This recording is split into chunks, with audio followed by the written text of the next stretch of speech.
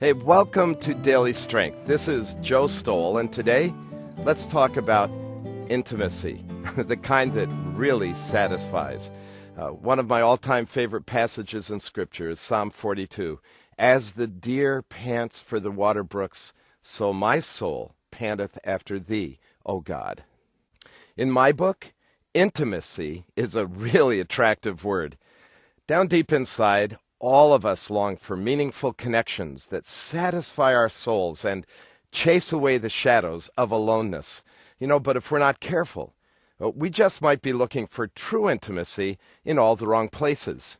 Thoughts of intimacy often conjure up mental pictures of close encounters of the physical kind, or the shallow, shabby offers of alluring lingerie, one-night stands, colognes, video titles, evenings of candlelight and red wine, or voyeuristic exchanges on the internet.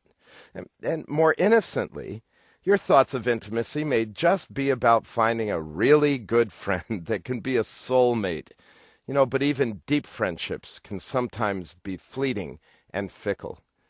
So we have to recognize that it's easy to be lured into counterfeit offers of intimacy, only to find that they are not what our soul really craves. In fact, every time we dip into these buckets, we eventually come up empty, disappointed, and frequently left with shame and regret.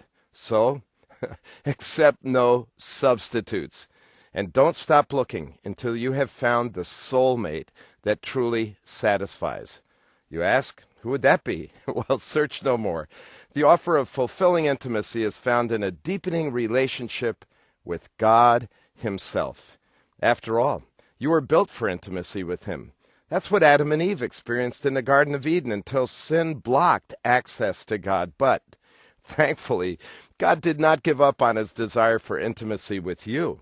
He stepped in and removed the barrier through the death of His Son, so that intimacy with Him could be restored. And now He welcomes you to Himself by saying, "Draw near to me, and I will draw near to you." And in Revelation 3:20, "Behold, I stand at the door and knock, waiting to come in and dine with you." He is the only one perfectly suited to satisfy and sustain us. The joy of true intimacy is ours only as we grow more deeply conscious of, connected to, and confident in God and Him alone as our unfailing resource in life. As in any relationship, intimacy with God has some dynamics that make it grow. We really don't experience His nearness just by telling Him that we love Him, as important as that is. Intimacy is cultivated by things like drawing near to Him in obedience, by loving what He loves and hating what He hates, by sharing our deepest desires and struggles with Him in prayer, and by expressing our love to Him by acts of loyalty, sometimes sacrifice, and service to others. These attitudes and action all say to God, "I love you," in clear and compelling ways. And Hebrews assures us that He is a rewarder of those who diligently seek Him. So intimacy with God will reward your spirit with peace, confidence, a sense of direction and purpose, and the blessing of knowing that you are loved, really loved, by the one who promises that He will never leave you or forsake you. So intimacy with God, it can't be bought at the corner newsstand, nor can it be purchased at the mall, found on an exotic vacation, or acquired in developing the most impressive of social calendars.